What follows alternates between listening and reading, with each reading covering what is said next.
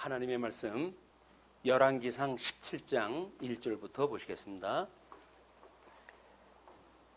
길르앗에 우고하는 자 중에 디셉 사람 엘리야가 아합에게 말하되 내가 섬기는 이스라엘의 하나님 여호와께서 살아계심을 두고 맹세하노니 내 말이 없으면 수년 동안 비도 이슬도 있지 아니하리라 하니라. 여호와의 말씀이 엘리야에게 임하여 이르시되 너는 여기서 떠나 동쪽으로 가서 요단 앞 그릿 시냇가에 숨고 그 시냇물을 마시라.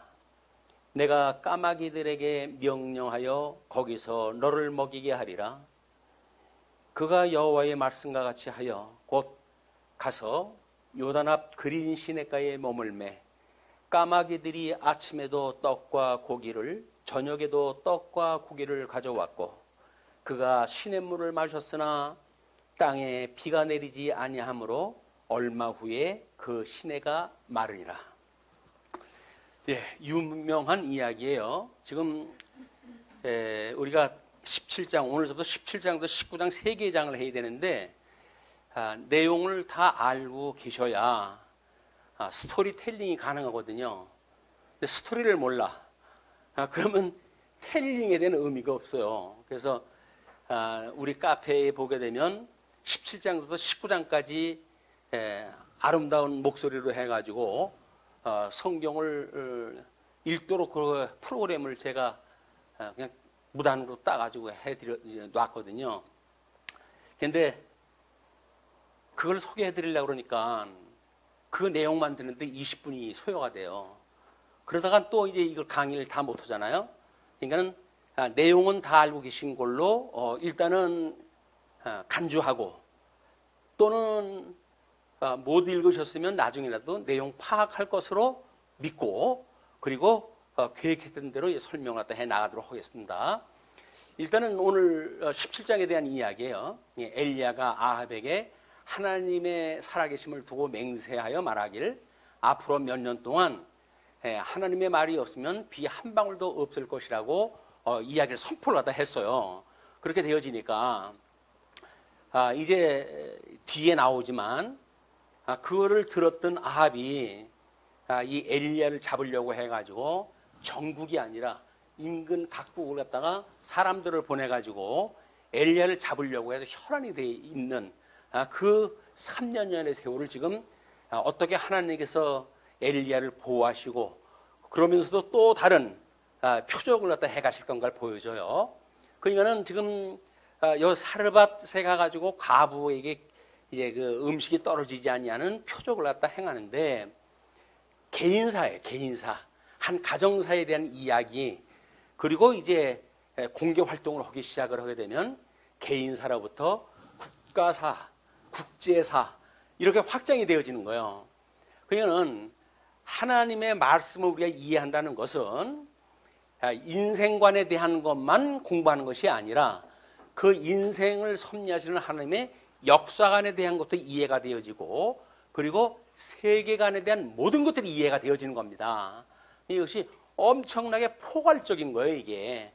그런데 그걸 가지고 이렇게 살아라 저렇게 살아라고 하는 윤리적으로 접근하게 되면 구약성경에서 말하고자 하는 걸 우리 찾아낼 수가 없어요. 구약성경은 철저하게 예수 그리스도의 죽으심과 그 죽음 가운데서 부활을 하시는 사건 이거를 이제 기록이 되어져 있다. 사도 바울이 사도행전에서 그렇게 설명을 해요. 그리고 그가 곧 예수 그리스도다라고 이야기를 하거든요.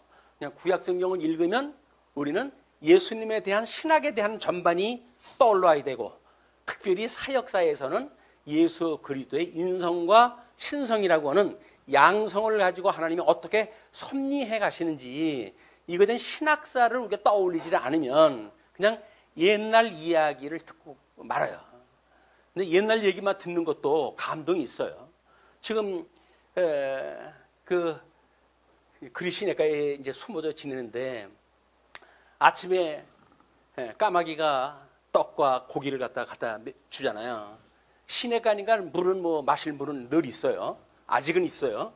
그러니까는 그렇게 먹고 또 저녁이 돼도 이 까마귀가 떡하고 고기를 갖다 또 물어다 주는 거예요. 자, 우리는 그걸 보고 이럴 거예요.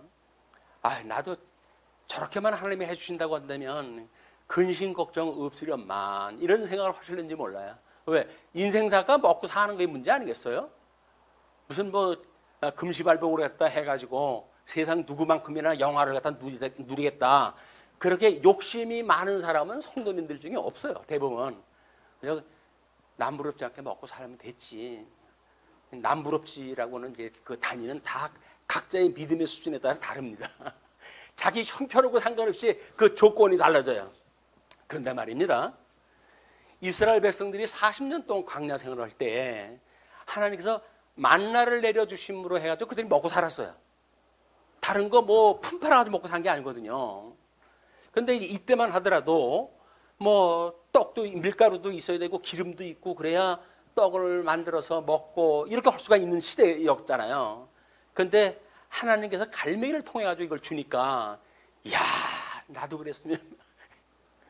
근데 우리가 열심히 일을 갖다 해가지고 먹고 사는 음식을 만약에 먹게 되어지게 되면, 그거는 내 품 팔아가지고 했으니까 내가 만든 떡입니까?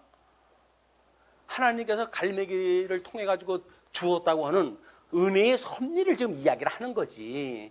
갈매기냐 내가 땀 흘렸느냐 가지고 이걸 판단하게 되면 우리들의 생각이 얼마나 형편없이 오그라드는 생각이에요.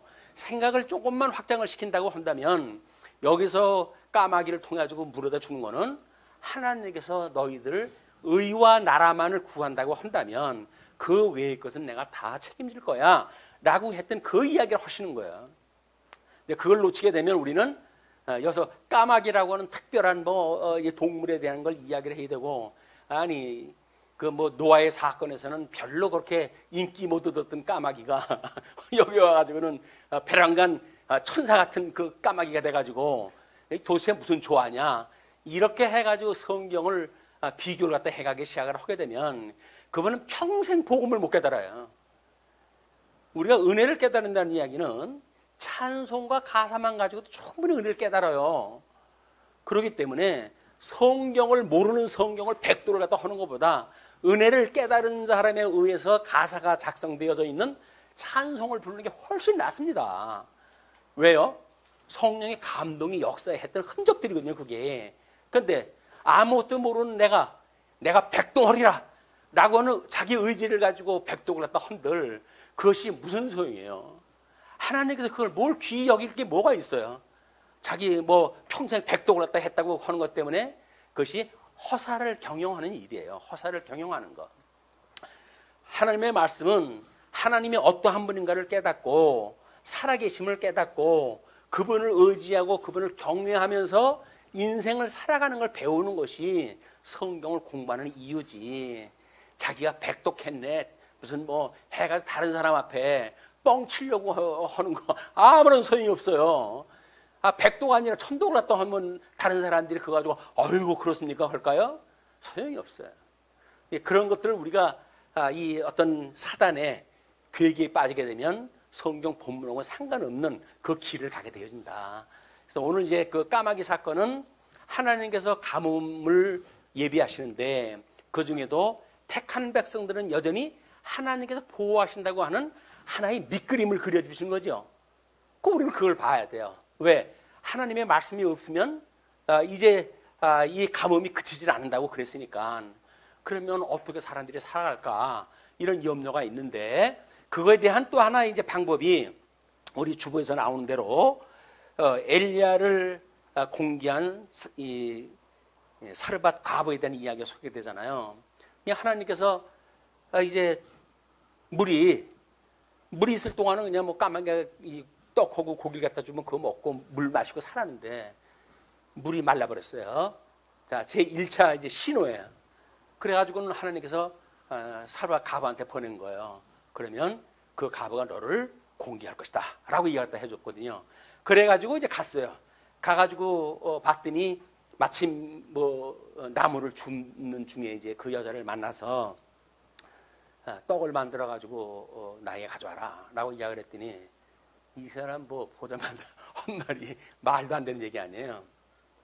내가 지금 밀가루가 한 움큼이 있는데 그걸 가지고 기름 얼마 남은 것하고 해가지고 떡을 만들어가지고 우리 아들 하나 있는 아들하고 나하고 먹고 죽자라고는 마지막 지금 식사 준비를 하는데 당신이 줄 게 어디 있습니까? 그랬더니 엘리야가 염려하지 말고 만군의 여호와께서 나를 보냈고 그 여호와께서 약속하시기를 너를 이미 준비했다고 하나님께서 이야기를 했다. 그러니까 내가 지시하는 대로 하면 하나님께서 너에게 그런 그 기적을 갖다 보여주실 거야.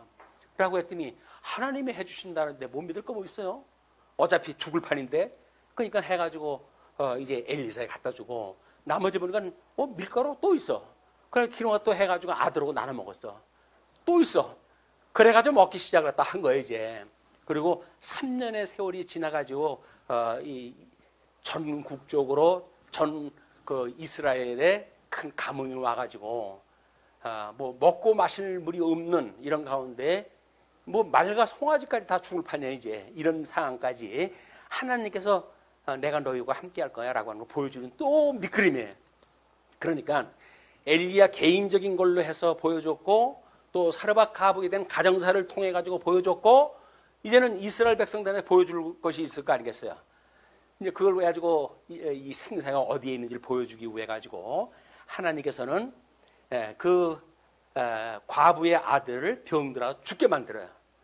그랬더니 여인이 하는 이야기가 아니 당신이 도대체 왜 나하고 뭔 원수를 진 일이 있어가지고 나로 하여금 죄를 드러나게 하고 깨닫게 하고 그래가지고 결국 아들이 죽게 했느냐. 왜냐면 이 사망이라고 하는 것이 죄값이라고 하는 걸 그 사람들이 이제 알고 있었으니까 그래가지고는 엘리한테 이야기를 했더니 그 다오나한테 다락방으로 끌어가지고 하나님 앞에 기도를 하다 해요. 저 하나님 이 아이를 살려달라고. 왜? 하나님 그 약속을 한 대로 내가 이야기를 했는데 이 아이가 죽었으니 어떡합니까? 살려달라고 해가지고 기도를 하다 했더니 하나님께서 살려주신 거예요.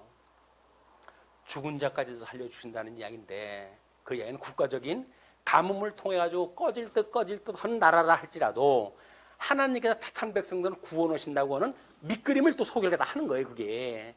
그래서 이렇게 해가지고 여인이 이제 아들을 살아난 그 아들을 맞이해 가지고 행복하게 살았답니다.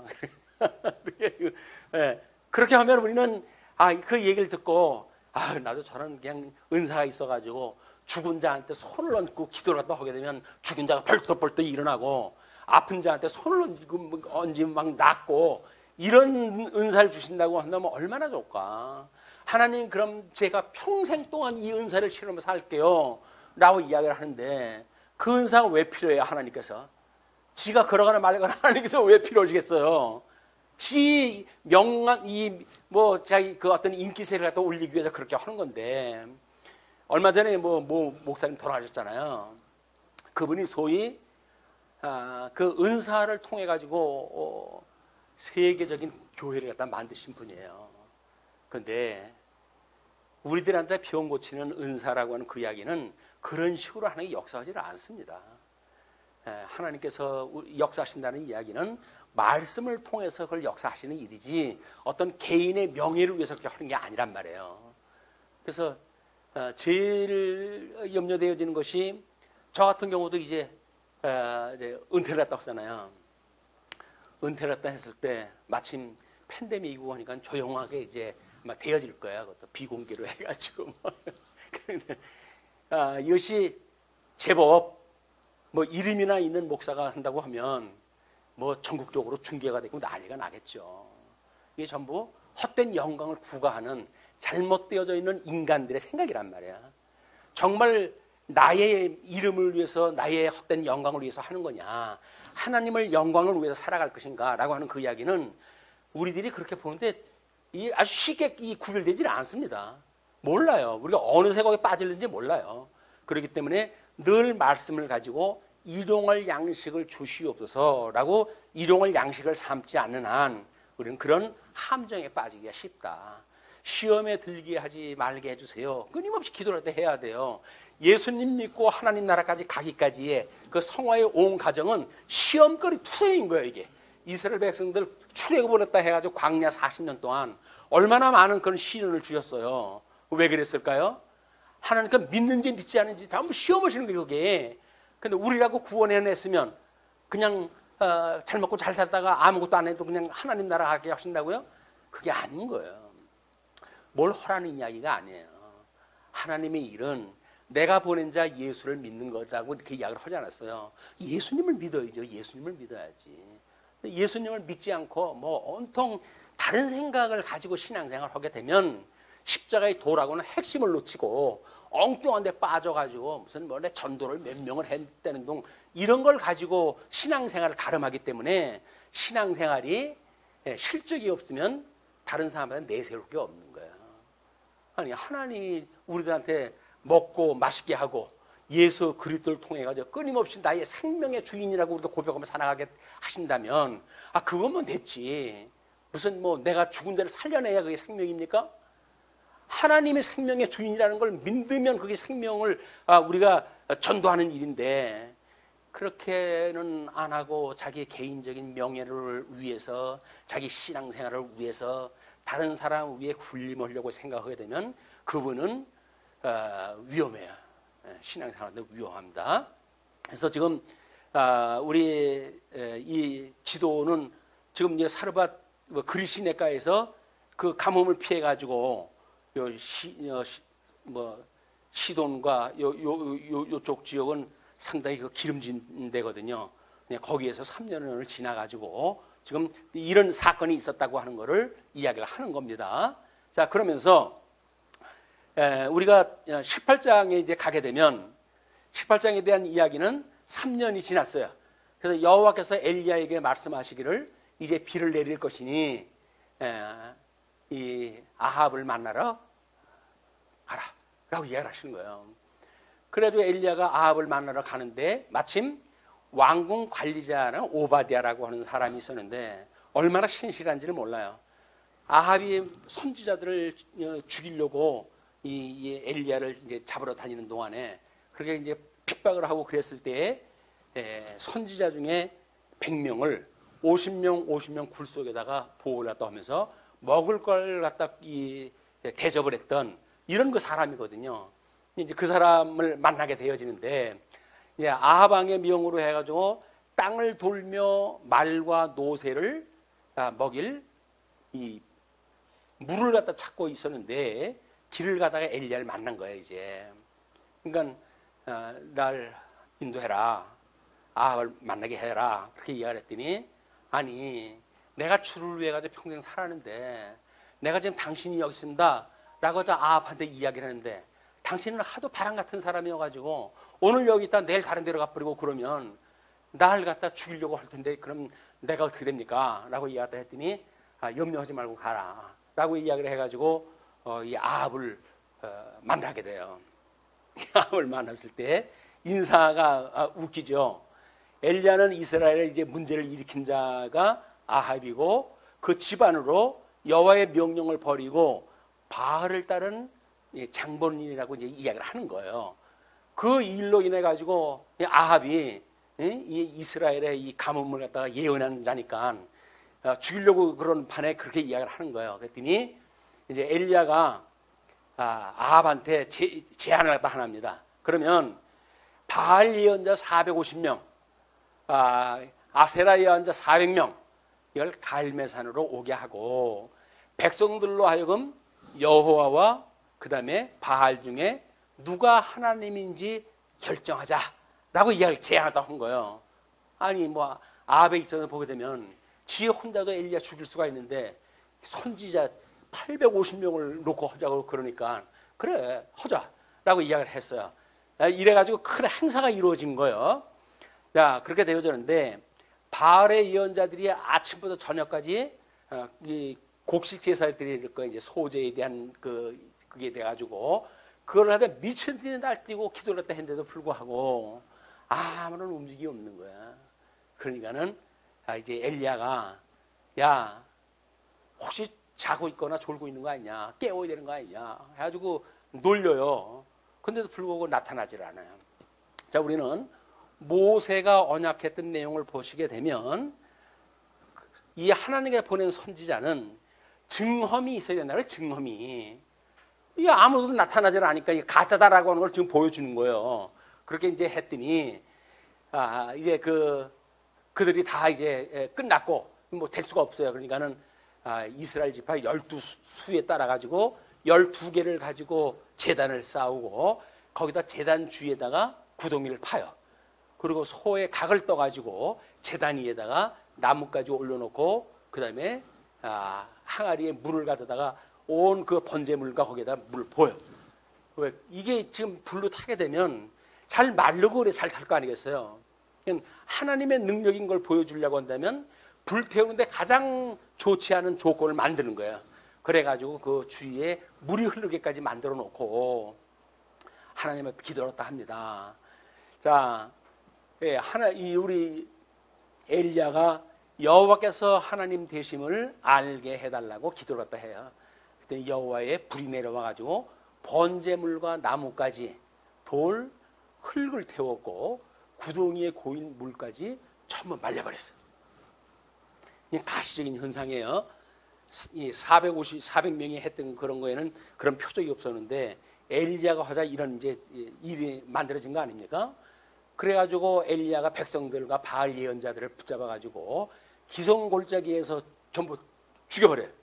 예, 그걸 죽여버리고 그리고 구름이 엘리야는 갈멜산 꼭대기에 엎드려 기도를 했다 하고 손바닥만한 작은 구름이 바다에서 올라오자 이 아합에게 비가 와가지고 길이 막히기 전에 이건 지금 산 위에서 하니까 계곡물로 해가지고 길이 막힐 수가 있잖아요. 그렇게 하니까는 빨리 막히기 전에 전차를 준비해가지고 내려가라고 메시지를 전해요.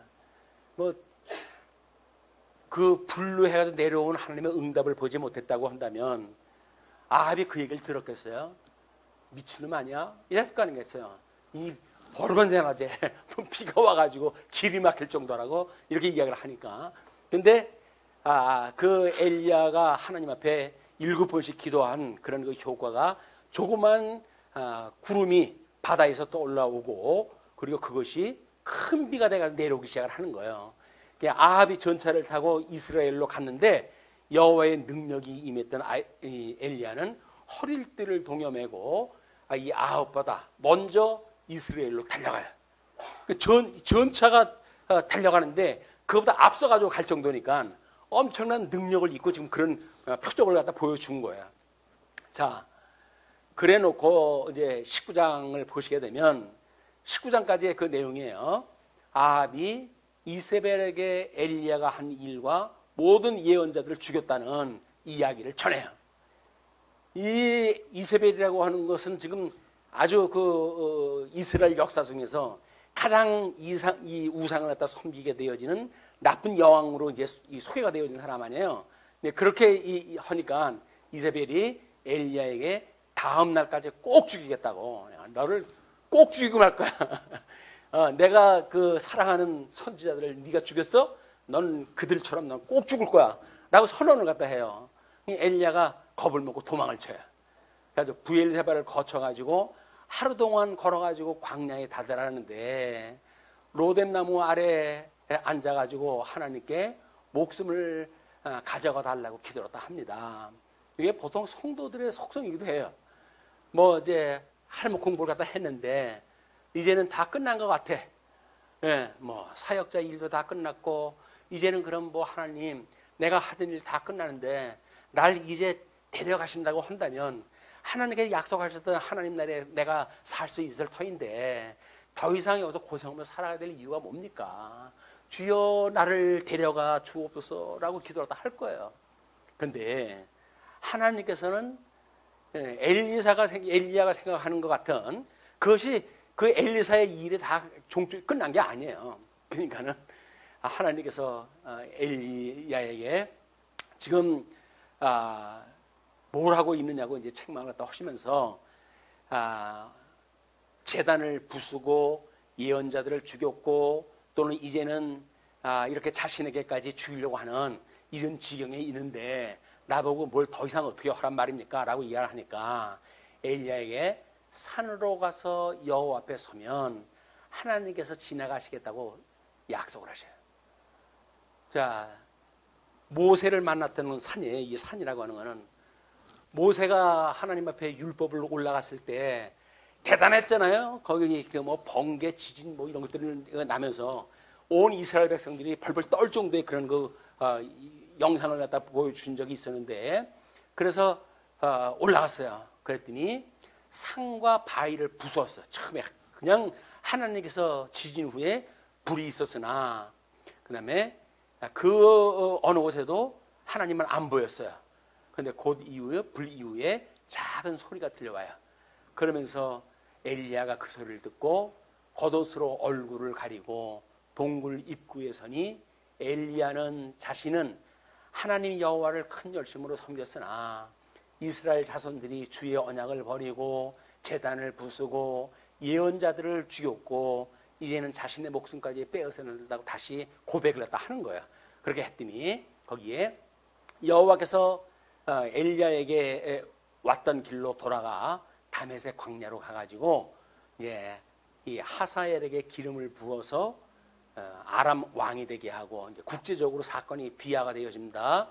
물론 이 하사엘에게 기름 부은 사건은 이제 엘리야가 엘리사에게 자기의 모든 것을 안수를 갖다 해가지고 제자를 삼아가지고 넘겨주고 그 이후에 엘리사에 의해서 만들어질 일들이에요. 그러나 이미 약속은 엘리사의 스승인 엘리야에게 주신 이야기예요. 그래서 엘리야에게 왔던 길로 가가지고 지금 하사엘에게 기름을 부어서 아람 왕이 되게 하고 또 예후에게 기름을 부어가지고 이스라엘의 왕이 되게 하고 이스라엘 왕도 지금 아합 왕국이었었는데 다른 자로 해서 세우라는 거예요. 예후를 통해 가지고. 그리고 엘리사에게 기름을 부어가지고 자신을 이어서 예언자가 되게 하라 이렇게 이야기를 해서 이 하사엘의 칼을 피해 도망가는 자는 예후가 죽일 것이고 예후를 피해가지고 도망하는 자는 엘리사가 죽일 것이다 라고 이야기를 합니다. 하나님의 지금 약속을 이제 해주시는 그런 그 내용이 국제적인 걸로 좀 더 확정이 되잖아요. 엘리야가 그 이야기를 듣고 다시 광야라고 가라고 그랬으니까 앞으로 전개되어지는 일이 내가 여태껏 했던 일은 세속에 피해지지 않는 거예요. 요걸 갖다 하고 내가 하나님 앞에 옴살을 떨고 그랬나 이런 생각이 들 거 아니겠습니까? 만약에 우리 삶에서 신앙생활하다 어려움이 있다고 한다면 아직 아니에요. 아직 그때가 아닌 거예요. 주님이 우리를 오라고 하시는 그날까지 하나님께서 모든 걸 구비를 갖다 해놓고 그리고 우리의 길을 섭리를 갖다 해가신다. 그 하나님을 끊임없이 믿으라는 거야. 주님께서 언약대로 이루시는 그분을 믿으라는 거야. 그걸 예수님께 다 이뤘다고 하는 걸 보여줬잖아요. 그러니까 그 예수님을 믿고 심령의 평강을 누리고 살라는 거거든요. 오랜만에 애들 내려가지고 아침에 인사를 하면서 그랬어요. 이제 은혜 갈지 모르니까 세상에서 제일 행복한 것이 제일인 거야 라고 이야기했어요. 어저께 고기를 갖다 이제 뭐 먹였는데 고기를 먹으면서 그렇게 행복하게 실실 웃으면서 고기를 먹더라고요. 그래가지고 행복하니? 이럴 때 행복하대요. 오늘 아침에 고기 먹을 때 행복했지. 힘들고 어려우면 그거 생각해. 인생은 행복한 게 제일이야. 근데 행복할 수 있는 방법은 예수님을 믿어야 되는 거니까 그런 줄 알아? 라고 이야기로 이제 제가 헤어졌거든요. 맞습니다. 인생사 별거 없어요. 인생사 별거 없어요. 네. 우리가 먹고 마시고 하루 3끼 이상 먹지도 못해요. 배불러서. 그것도 나이 늙으면 씹을 수도 없어요. 뭐 맛있는 거라고 해가지고 뭐 많이 먹을 것 같지만 그렇지도 않아요. 그럼 뭐예요? 그렇게 벌어가지고 쌓아놨는데 먹을 것도 제대로 못 먹으면서 뭐 하려고 그렇게 해왔던 거예요. 그러니까 하나님을 믿고 사는 것이 얼마나 행복한 건지 예수를 그리스도로 믿고 사는 것이 인생의 본분이라고 하는 걸 깨달으면서 우리가 사는 것이 신앙생활이지 쓸데없는 거 충성한다고 해가지고 자기 인생 소진하고 이렇게 하지 마셔라. 예수를 그리스도로 믿고 하나님을 경외하는 것이 인생의 본분이다. 사도 바울이 그 휘황찬란한 영화를 갖다 얻었는데도 불구하고 모든 일을 궁구하니까 결국은 하나님을 영화롭게 하는 것이 인생의 본분이더라. 그렇게 이야기를 하잖아요. 제가 제 이야기를 하게 되면 아이고 내 주제에 그걸 갖다 내가 뭘 위로가 되겠냐라고 하시는지 몰라요. 그러나 적어도 전무후무했던 이 영화를 나타내는 솔로몬이 그 이야기를 하는데 못 믿을 거 없잖아요. 역사적인 그 사람 팩트예요, 팩트. 그 사람들의 우리 이 말씀을 듣게 되어지게 되면 인생사가 뭔지를 알게 되어지는 거예요. 근데 우리 본질을 못 봐요. 그리고 부분적인 거에 매여가지고 자꾸 허사를 경영하게 되어지는 거예요. 그러니까 하나님께서 얼마나 답답했으면 엘리야에게 조그만 개인사로부터 해서 가정사로 해가지고 국가사, 국제사까지 확장을 시켜가지고 지금 하나님의 섭리를 보여주시겠어요. 이거를 놓고 보게 되면 우리의 관점은 좀 더 폭넓게 봐야 된다, 세상을. 그렇게 되면 저 보면 아무런 문제가 없는 것 같죠? 그러니까 그게 전체를 갖다 못 보시는 거예요. 왜?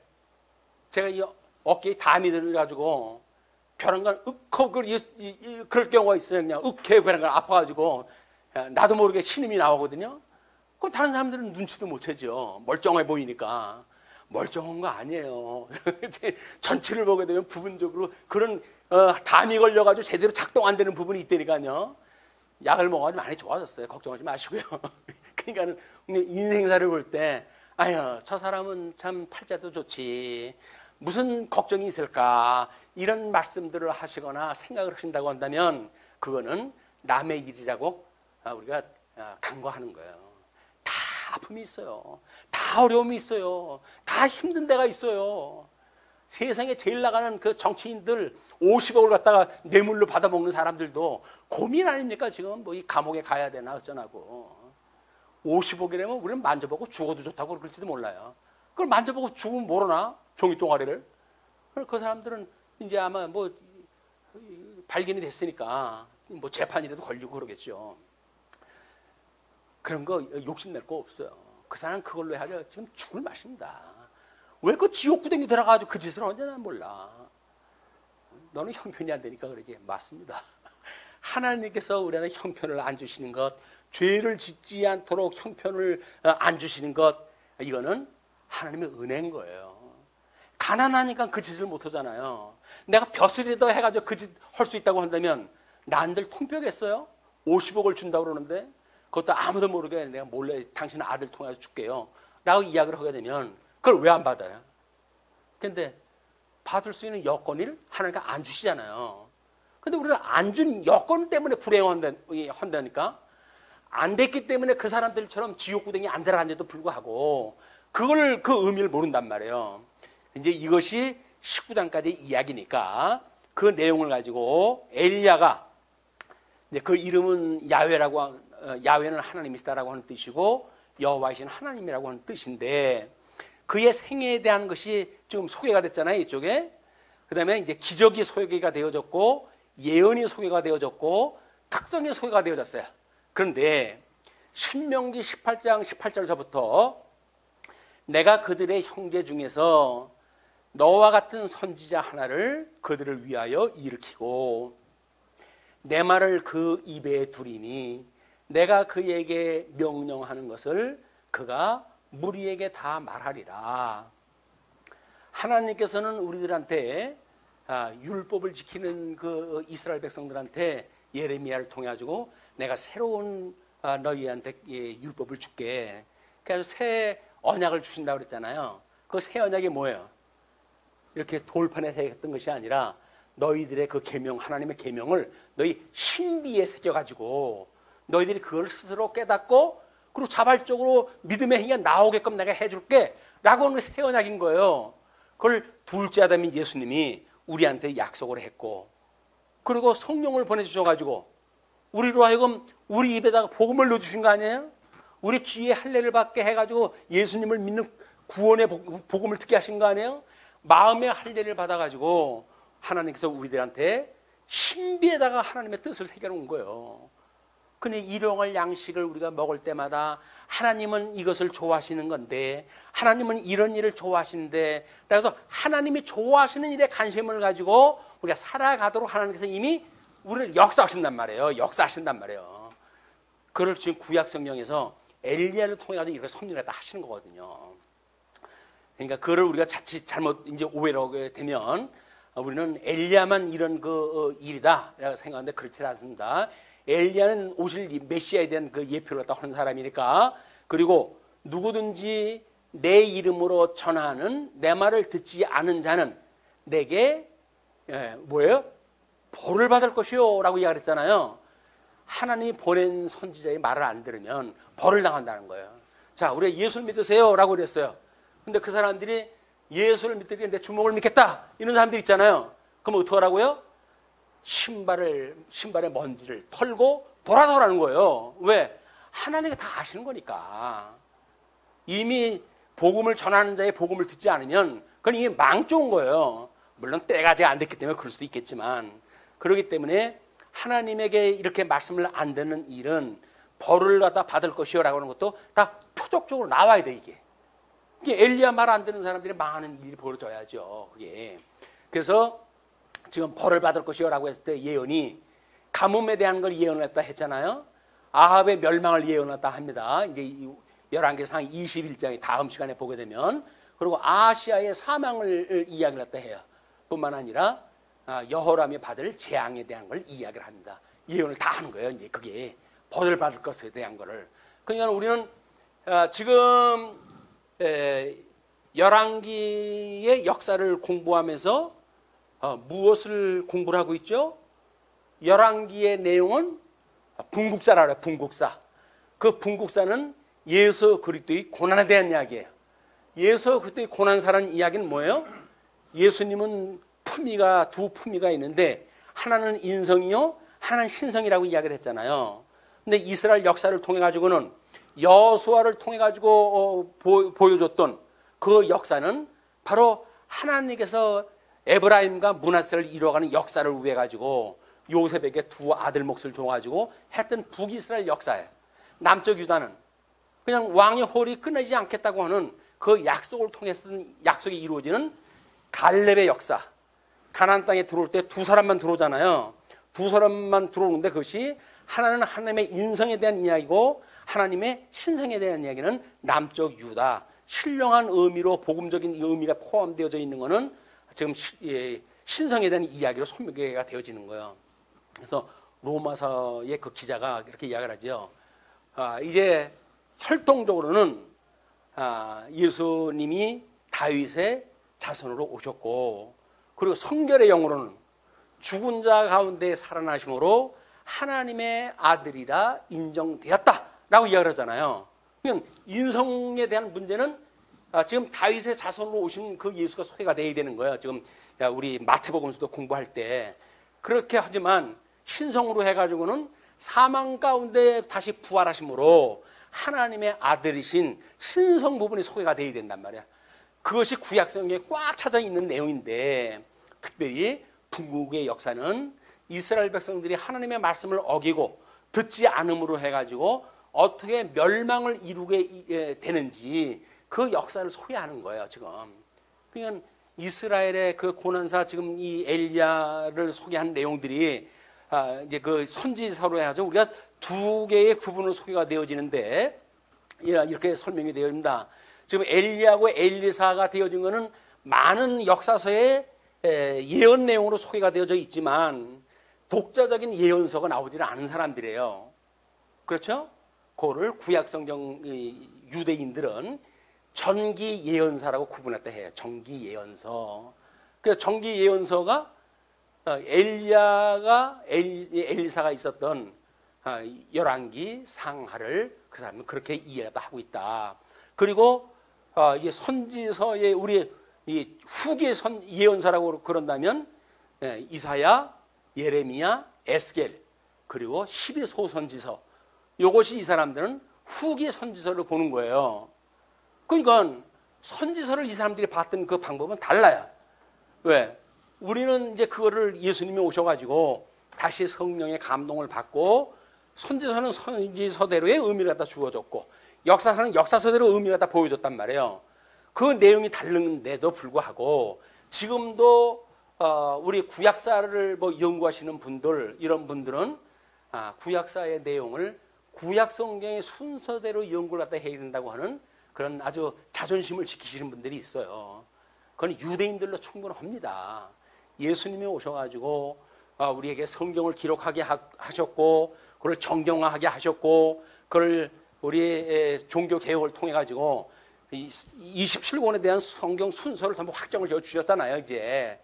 그리고 21세기 와가지고 오늘까지 와가지고는 그걸 통전적으로 이해하는 그런 해석의 방법까지 우리한테 알려주시는 하나님인데, 그렇다고 한다면 신약 성경이 있는 내용을 내용대로 이야기를 해야지, 그걸 뭐 구약 성경이라고 해가지고 유대 종교 성경 방법으로 분류한다든지 그런 거는 복음을 우정 설명하지 않겠다고 하는 의도예요. 왜? 유대인들은 그렇게 가지고 복음을 못 만났으니까.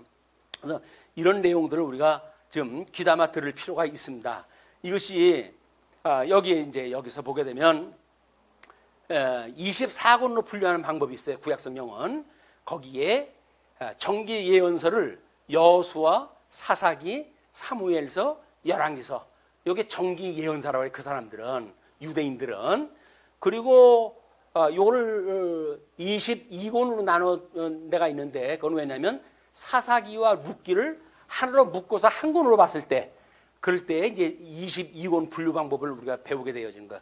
그럼에도 불구하고 열왕기서는 선지서로 들어가져 있다.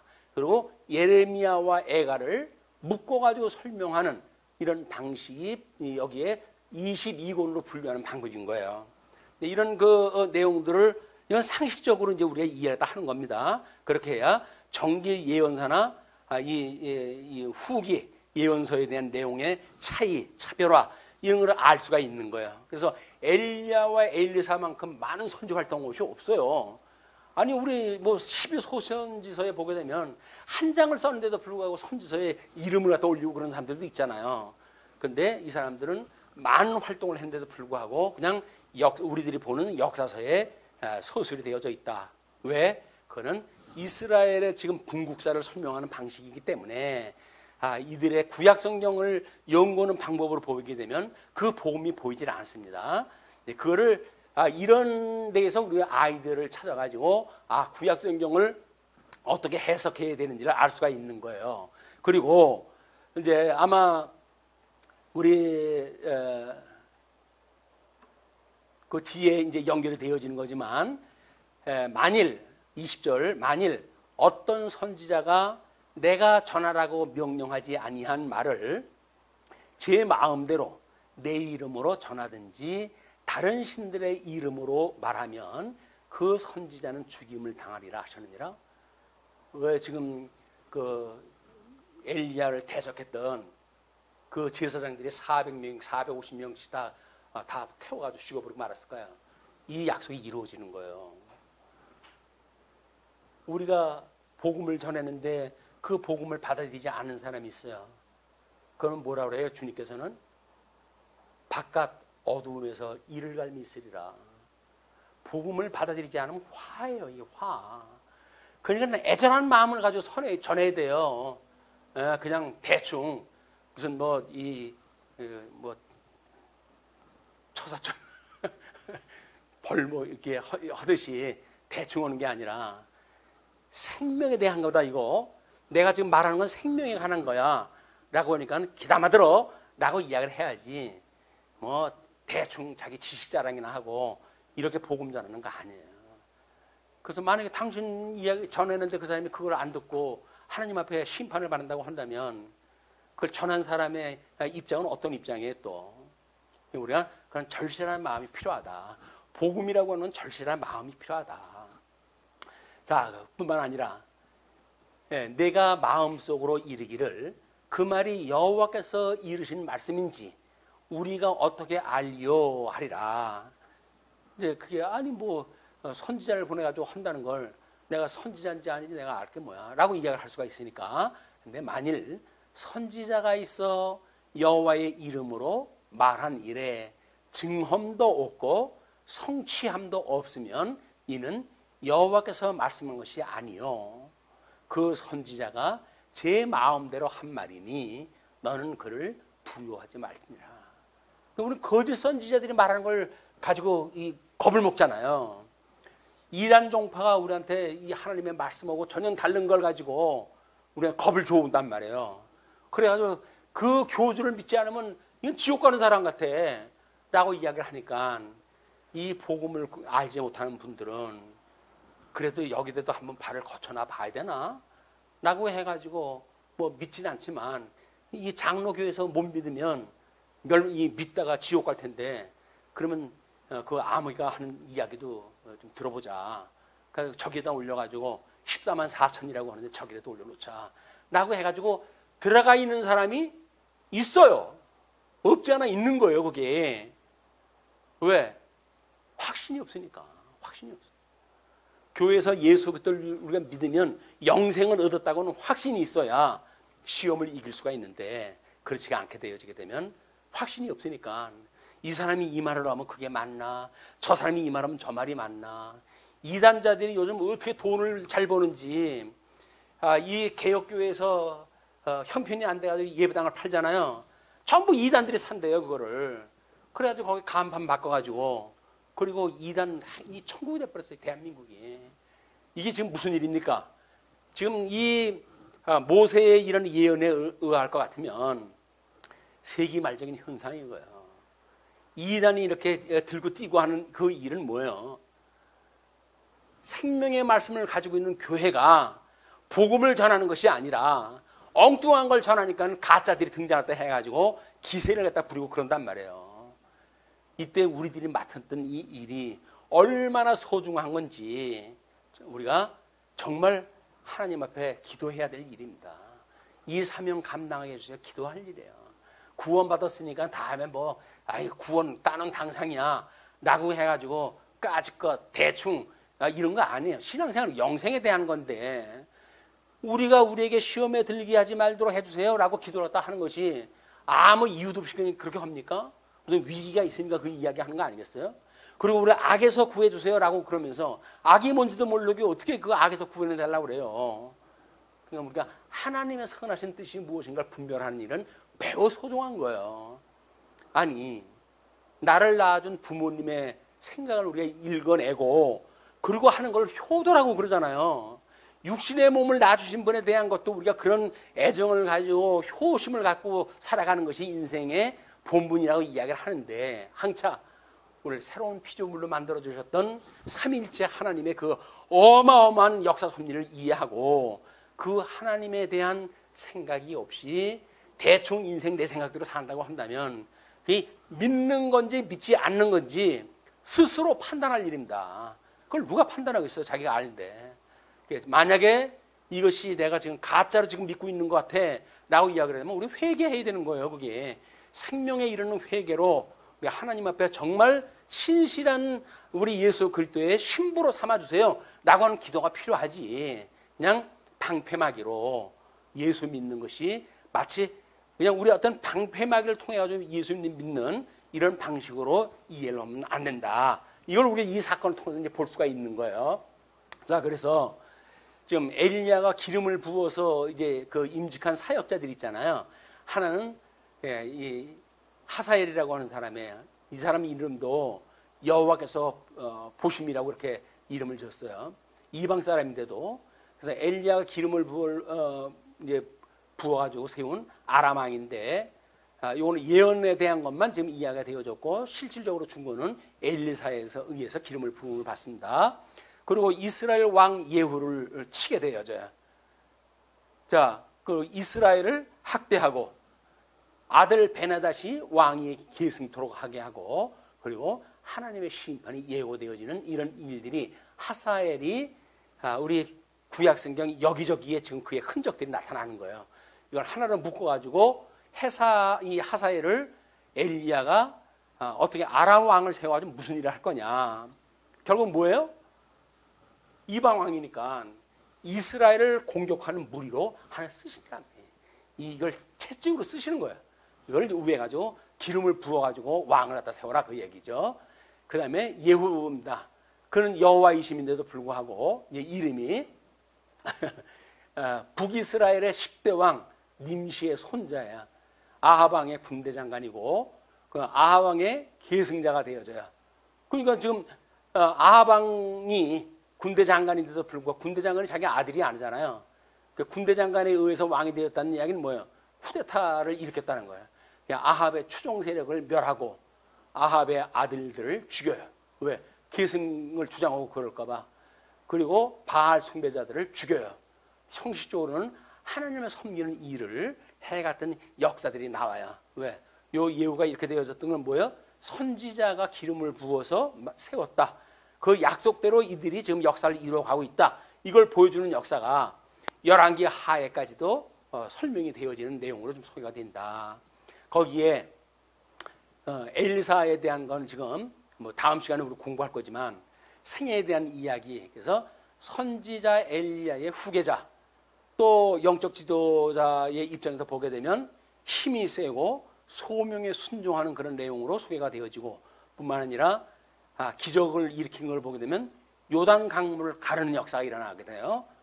뿐만 아니라 예언한 내용을 보게 되면 수님 이 여인이 등남할 것을 예언하는 이런 사건을 통해 가지고 생명에 대한 이런 역사까지도 이 엘리사 선지자가 일어나게 되어지는 거예요. 그거를 엘리사를 통해 서 기름 부음을 받은 거예요. 그래서 이 너와 같은 선지자, 모세에게 했던 하나님의 말씀이에요.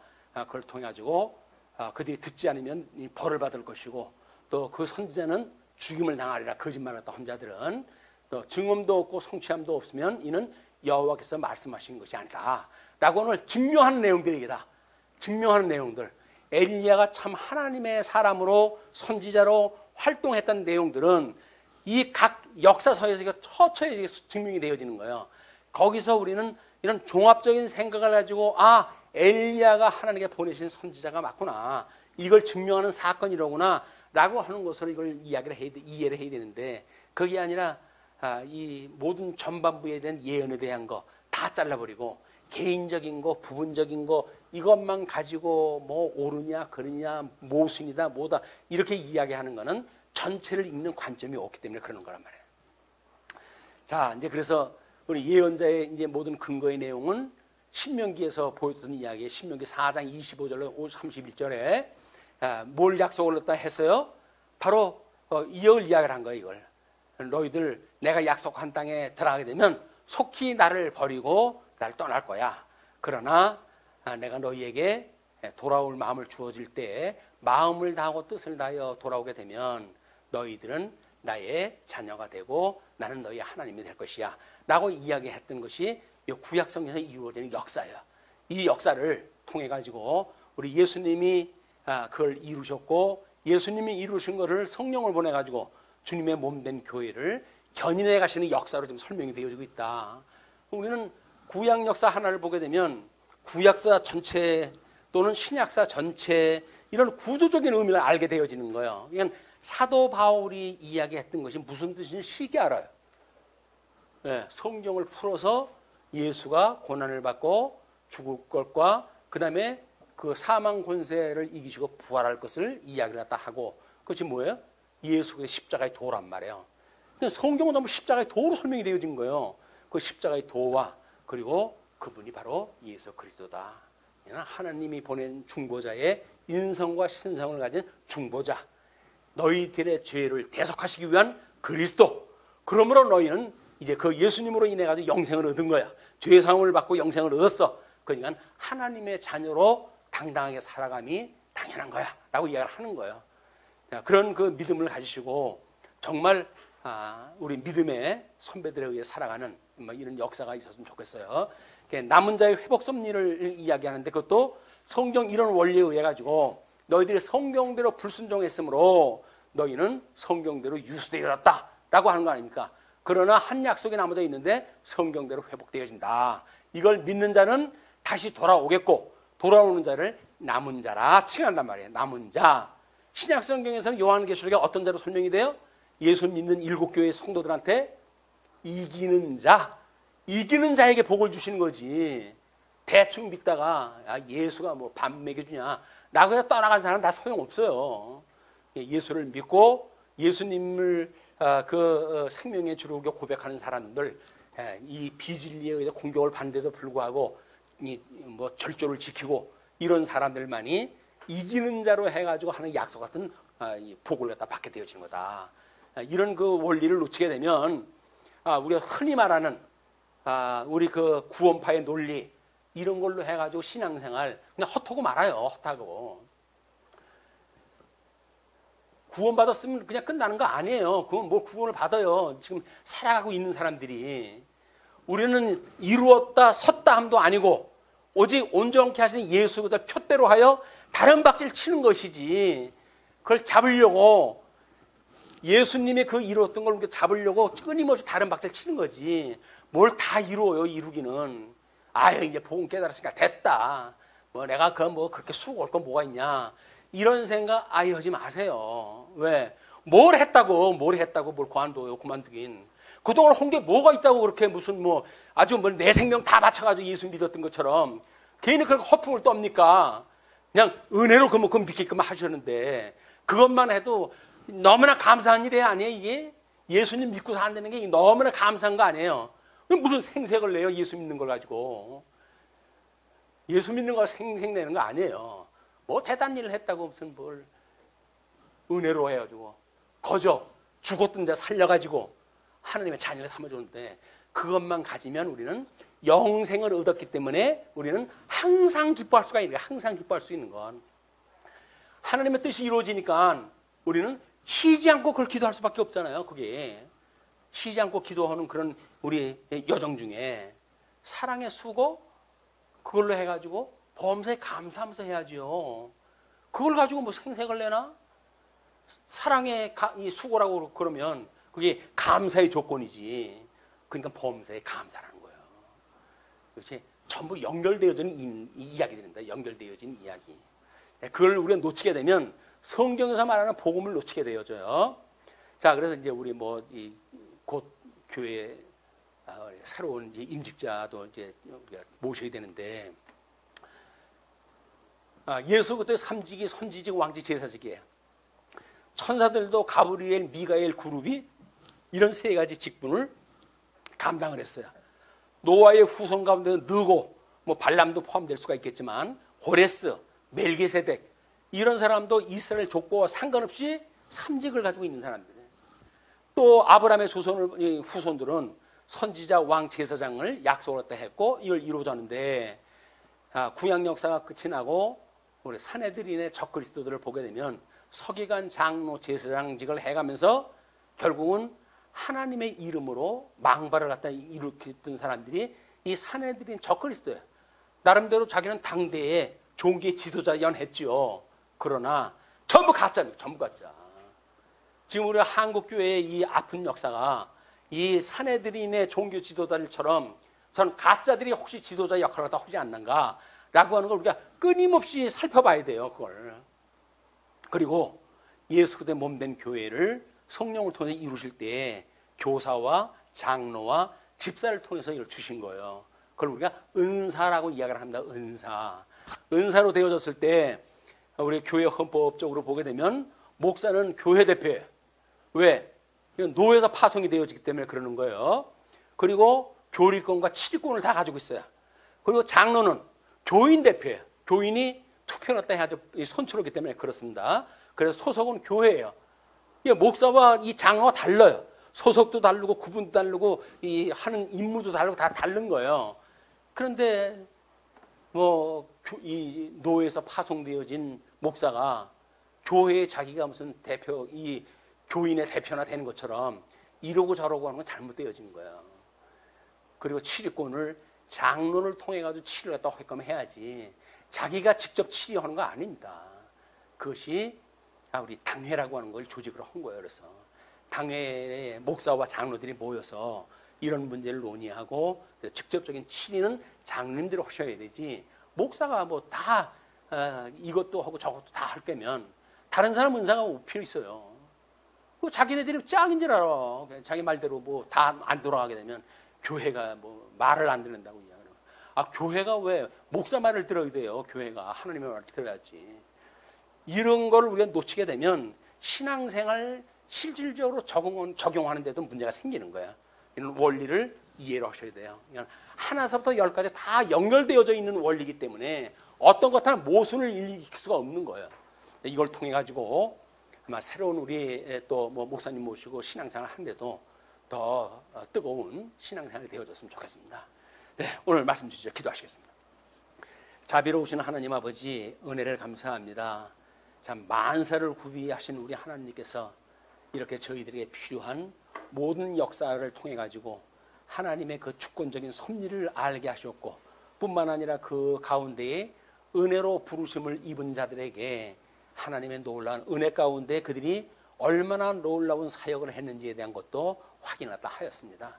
그 일로 인해서 하나님께서 우리 성령을 보내주셔서 성령 하나님의 충만함을 입고 저희들이 영생 얻은 자로서 마땅히 하나님의 기뻐하시는 뜻을 따라 살아갈 수 있도록 우리의 마음을 다스려 주시기를 소원합니다.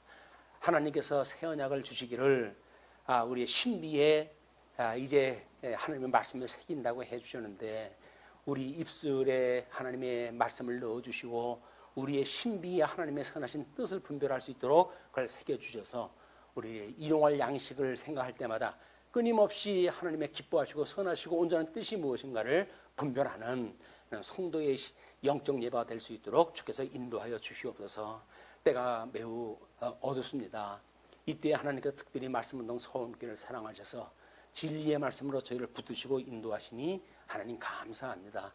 이 일 감당할 수 있기를 소원하고, 이 일을 위하여 말씀으로, 기도로, 연보로 또는 받은 은사를 따라서 섬기는 손길 위에 우리 주님 크신 은총이 늘 함께 하셔서 우리들의 말씀운동 서울교회를 통해서 하나님의 영광이 드러나게 하시고 진리를 전승하고 보수함으로 하나님의 영광을 오는 세대까지 전승할 수 있는 살아있는 교회, 말씀이 역사하는 교회로 주님 인도하여 주시옵소서. 우리 교회 전국적으로 어려움도 물론 있지만은 교회 나름대로 여러 가지 어려움이 있습니다. 그러나 그 어려운 시절이 결국 우리 엘리야가 살았던 시대와 다를 것이 하나도 없다고 하는 걸 생각을 하고, 우리 주 예수 그리스도를 인하여 저희들이 위로를 받고 소망을 갖기를 소망합니다. 정말 생명의 주가 되시는 우리 주 예수 그리스도를 인하여 저희들 위로받고, 또 그래서 그 주님께서 인도하시는 그 역사를 통해서 힘을 얻고 살아가는 성도들이 될 수 있도록 늘 함께하여 주시옵소서. 흩어져 있는 한 주 동안도 여전히 은혜의 장정 아래 저희를 두시옵기를 비우며 우리를 구원하신 우리 주 예수 그리스도 이름으로 기도합니다. 아멘.